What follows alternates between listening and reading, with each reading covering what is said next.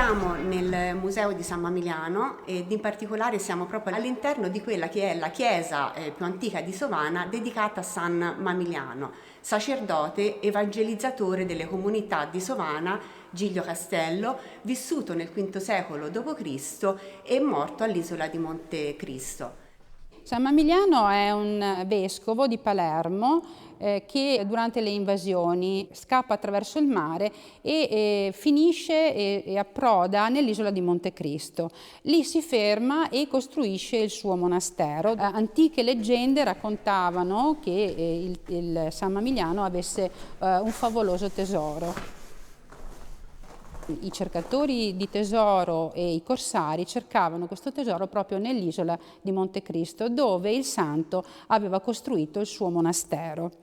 In realtà, probabilmente proprio per la presenza di questi corsari e di questi cercatori, il tesoro è possibile che sia stato messo al riparo, lontano quindi dalle predazioni, ed è stato rinvenuto proprio nella chiesa di San Mamiliano, nel piccolo borgo di Sovana. Fatalità, nella chiesa di Sovana viene trovato anche il corpo del santo, che attualmente è stato traslato alla fine del Settecento nell'attuale Duomo di Sovana, e insieme viene trovato anche questa olla contenente queste monete. Naturalmente è ovvio fare la somma dei due indizi e mettere insieme il santo e il suo leggendario tesoro. In quel periodo i tesori venivano nascosti proprio per le continue razzie che venivano perpetrate nell'area, e quindi chi avesse un piccolo tesoretto eccetera cercava di metterlo a riparo, di metterlo al sicuro proprio per queste predazioni, magari nell'intento di andarlo a recuperare più tardi, cosa che evidentemente non è accaduta, perché ce l'ha consegnato, come no, una capsula nel tempo a noi. La particolarità di questo tesoro non finisce nella scoperta di monete d'oro, ma anche dal punto di vista numismatico diventa un'eccellenza, in quanto all'interno della olla sono raccolti ben 18 imperatori, 18 imperatori di cui di alcuni di loro non si conosceva il conio. Ma non solo, sono 7 le zecche di provenienza, la più importante è la zecca di Costantinopoli, ma le altre importanti italiane sono Roma, Milano e Ravenna. La chiesa da tantissimi anni versava in cattive condizioni, tant'è vero che mancava anche completamente della copertura e veniva utilizzata come pollaio. Nel 96 il comune di Sorano decise di recuperare questo importante edificio e quindi chiese alla diocesi di Sovana, Pitigliano e Orbetello, che ne è la proprietaria, di poter avere in comodato d'uso gratuito questa struttura. Cominciano quindi i lavori di recupero dell'edificio e contemporaneamente negli anni 2000 incominciano anche le attività di scavo archeologico condotte dalla sovrintendenza. Durante lo scavo vennero riportate alla luce delle strutture preesistenti, quindi oltre alla cripta dove ci troviamo, un edificio termale di epoca romana e una serie di tombe rinascimentali. Nel 2004 inoltre all'interno della chiesa è avvenuto un ritrovamento di grandissima importanza, il famoso tesoro monetale di Sovana.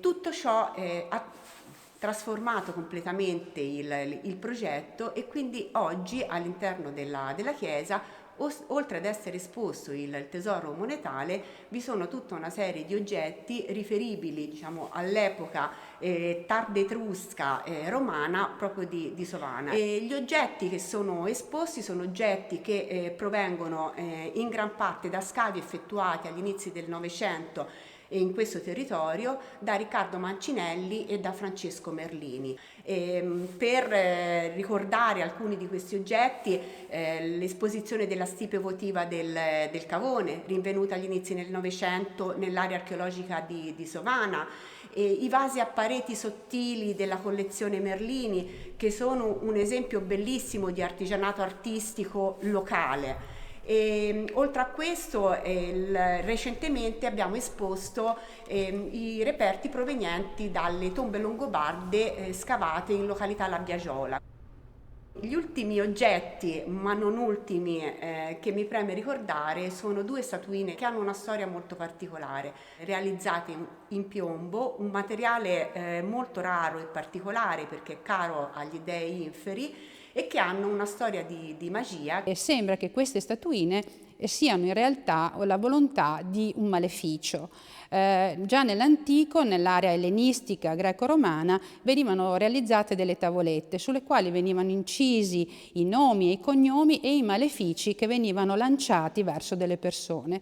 E qui ci troviamo di fronte a un caso eccezionale e non abbiamo più la presenza di tavolette, ma abbiamo la presenza di due statuine che sono individuali, sono un uomo e una donna, e nella gamba destra hanno inciso proprio il loro nome. Quindi Zertur e Veia vengono praticamente legati nel maleficio che durerà praticamente nell'eternità. Questi due personaggi nudi, lasciati nudi, quindi quasi indifesi, con le mani legate dietro, e quindi sembra quasi la volontà di impedire l'abbraccio delle persone. E poi gli archeologi si sono chiesti anche come mai stranamente abbiano questa gamba spezzata, tutti e due nella stessa posizione.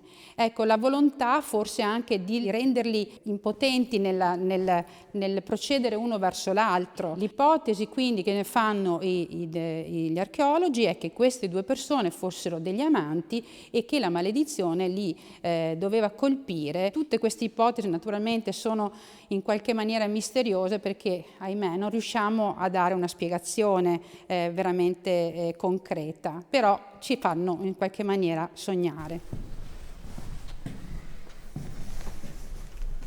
Il museo, come vi dicevo, è stato realizzato all'interno di una chiesa che è costituita da un'unica navata e che è stata soggetta ad una serie di scavi archeologici che hanno logicamente modificato completamente l'impianto originario della struttura. In collaborazione con le sovrintendenze di settore si è stabilito di realizzare una struttura che permettesse, diciamo, la visita anche, diciamo, alle strutture preesistenti. Quindi è stato realizzato questo pavimento sollevato che è del tutto moderno, che però presenta nella parte superiore un tavolato di legno al quale si è voluto dare un colore particolare che in qualche maniera, diciamo, facesse vedere la differenza tra ciò che era e ciò che è. Il pavimento sollevato permette sul lato nord della struttura di affacciarsi e di poter vedere sia l'impianto termale di epoca romana che le tombe rinascimentali. Ma la cosa curiosa, la cosa particolare che abbiamo voluto fare è anche quella di indicare in maniera piuttosto precisa qual è il luogo del ritrovamento del famoso tesoro monetale di Sovana. Il territorio è pieno di leggende, di racconti, di storia vera che naturalmente viene raccolta attraverso questi oggetti all'interno poi del museo. Quindi il museo è soltanto così un punto di partenza da cui poi andare ad esplorare pertinenze etrusche, pertinenze longobarde e pertinenze medievali molto importanti. Il sistema museale del comune di Sorano è stato istituito nel 2013, oltre al parco archeologico, quindi alla necropoli etrusca di Sovana, l'insediamento rupestre di San Rocco e l'insediamento rupestre di Vitozza, fanno parte del sistema museale il complesso monumentale della Fortezza Orsini di Sorano, all'interno del quale si trova anche il museo civico archeologico e il polo museale di Sovana con il museo di San Mamiliano. La realizzazione di un grande sistema culturale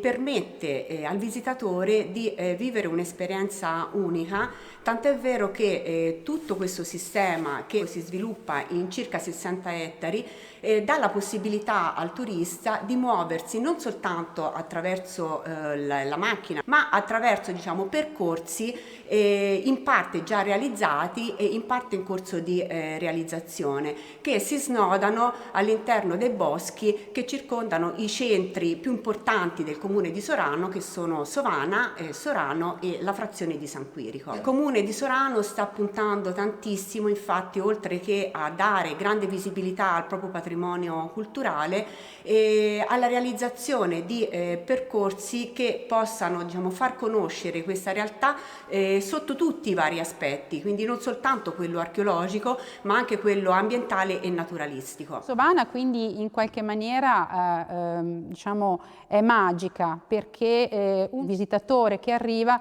si trova di fronte, quasi spaesato, di fronte a tanta storia, una storia che è veramente continuativa dal periodo etrusco al periodo romano longobardo e al periodo naturalmente della dominazione degli Orsini, quindi medievale.